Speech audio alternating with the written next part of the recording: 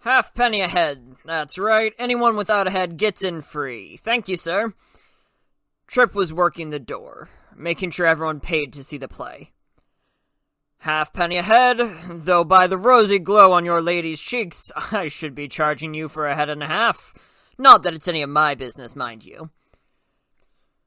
Tripp had the quickest tongue of anyone in the troupe, which made him the best man for the job of making sure no one tried to fast-talk or bully their way inside. Wearing his green and gray jester's motley, Tripp could say just about anything and get away with it. "Hello, Mum. No charge for the little one, but if he starts a squawk, you best give him the tit, quick, or else take him outside." Tripp carried on his unending patter. "That's right, halfpenny. Yes, sir, empty head still pays full price." Though it was always fun to watch Tripp work, most of my attention was on a wagon that had rolled into the other end of town about a quarter hour ago. The mayor had argued with the old man driving it, then stormed off. Now I saw the mayor heading back to the wagon, accompanied by a tall fellow carrying a long cudgel. The constable, unless I missed my guess. My curiosity got the best of me, and I made my way toward the wagon, doing my best to stay out of sight. The mayor and the old man were arguing again by the time I got close enough to hear. The constable stood nearby, looking irritated and anxious. "Told you, I don't have a license. I don't need a license.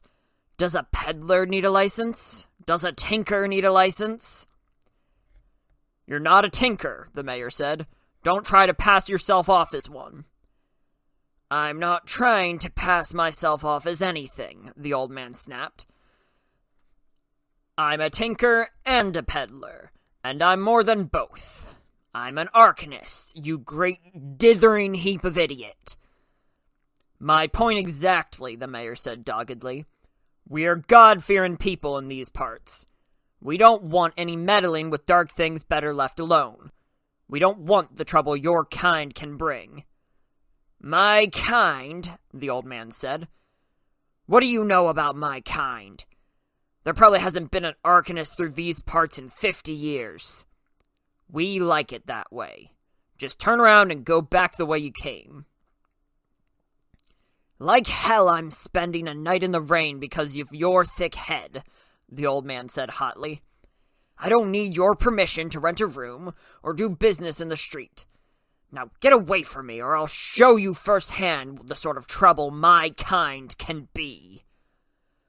Fear flashed across the mayor's face before it was overwhelmed by outrage. He gestured over one shoulder at the constable. "Then you'll be spending the night in jail for vagrancy and threatening behavior. We'll let you on your way in the morning if you've learned to keep a civil tongue in your head." The constable advanced on the wagon, his cudgel held cautiously at his side. The old man stood his ground and raised one hand. A deep red light welled up from the front corners of his wagon.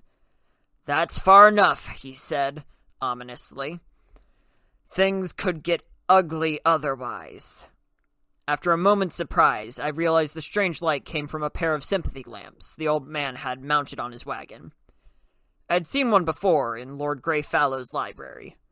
They were brighter than gaslight, steadier than candles or lamps, and lasted nearly forever. They were also terribly expensive. I was willing to bet that no one in this little town had ever heard of them, let alone seen one.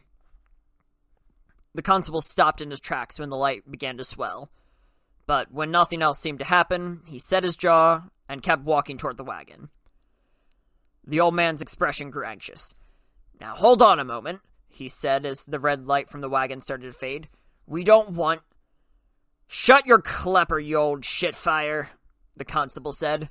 He snatched at the arcanist's arm as if he were sticking his hand into an oven. Then, when nothing happened, he smiled and grew more confident. "Don't think I won't knock you a good one to keep you from working any more of your devilry." "Well done, Tom," the mayor said, radiating relief. "Bring him along and we'll send someone back for the wagon." The constable grinned and twisted the old man's arm. The arcanist bent at the waist and gasped a short, painful breath. From where I hid, I saw the Arcanist's face change from anxious to pained to angry, all in a second. I saw his mouth move.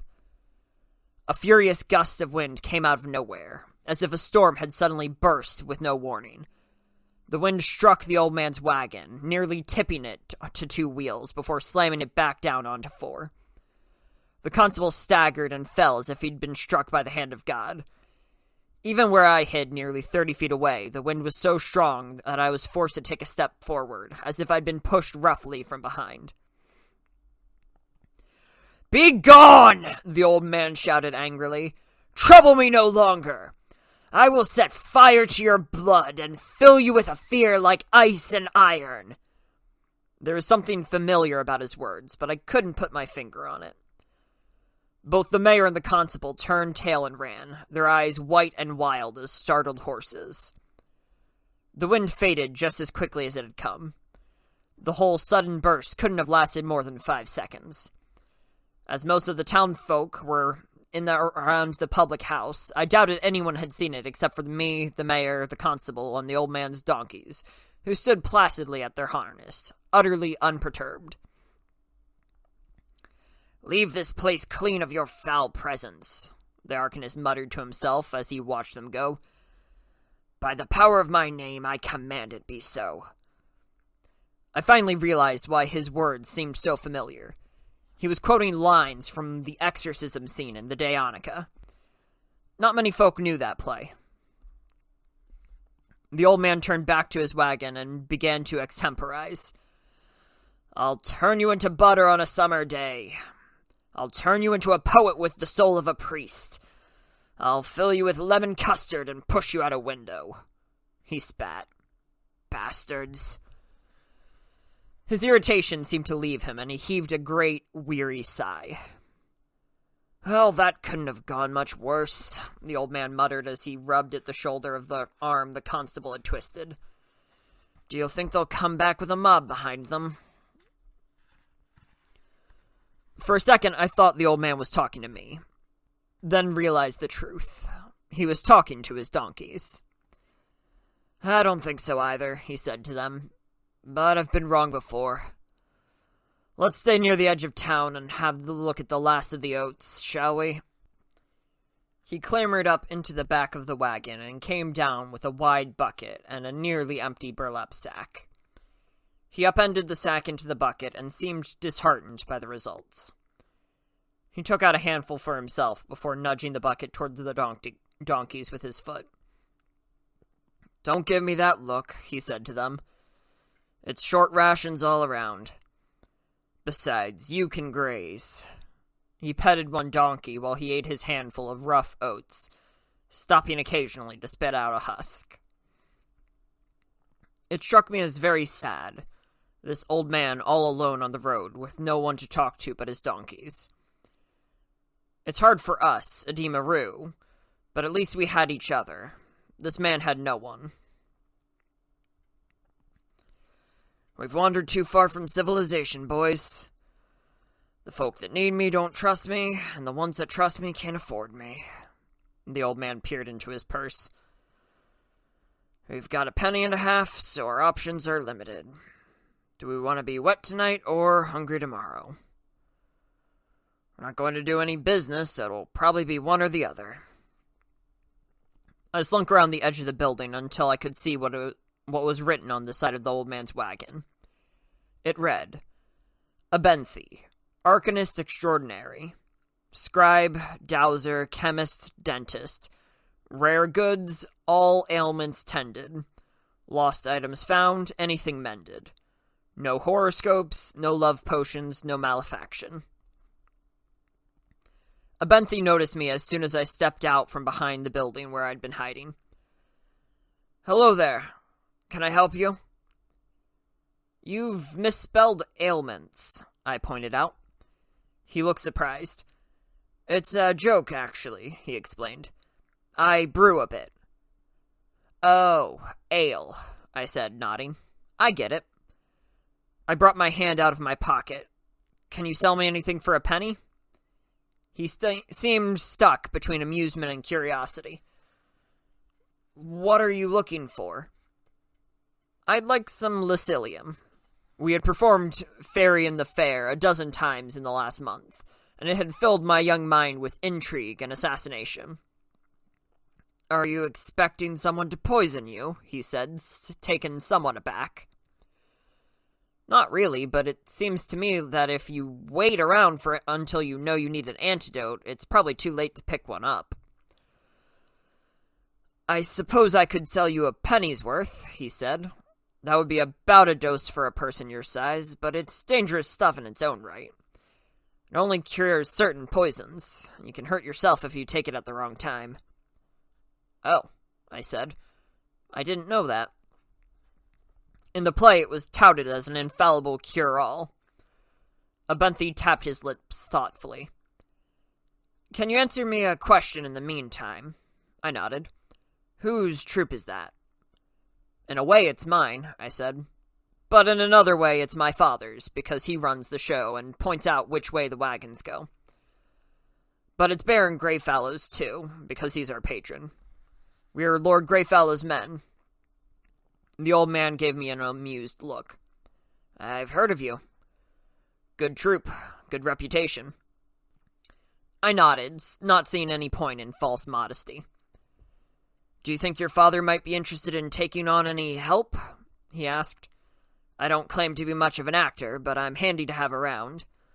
I could make you face paint and rouge that aren't full of lead and mercury and arsenic. I can do lights, too. Quick, clean, and bright. Different colors if you want them. I didn't have to think too hard about it. Candles were expensive and vulnerable to drafts. Torches were dirty and dangerous.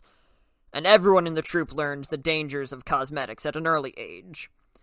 It was hard to become a seasoned, old trooper when you painted poison on yourself every third day and ended up raving mad by the time you were 25. I may be overstepping myself a little, I said as I held my hand out for him to shake, but let me be the first to welcome you to the troupe. If this is to be a full and honest account of my life and deeds, I feel I should mention that my reasons for inviting Ben into our troupe were not entirely altruistic. It's true that quality cosmetics and clean lights were a welcomed addition to our troupe. And it's also true that I felt sorry for the old man alone on the road. But underneath it all, I was moved by my curiosity. I had seen Abenthi do something I could not explain. Something strange and wonderful. Not his trick with the sympathy lamps. I recognized that for what it was. Showmanship, a bluff to impress an ignorant townsfolk. What he had done afterward was different. He called the wind, and the wind came. It was magic. Real magic. The sort of magic I'd heard about in stories of Taborlin the Great. The sort of magic I hadn't believed in since I was 6. Now I didn't know what to believe.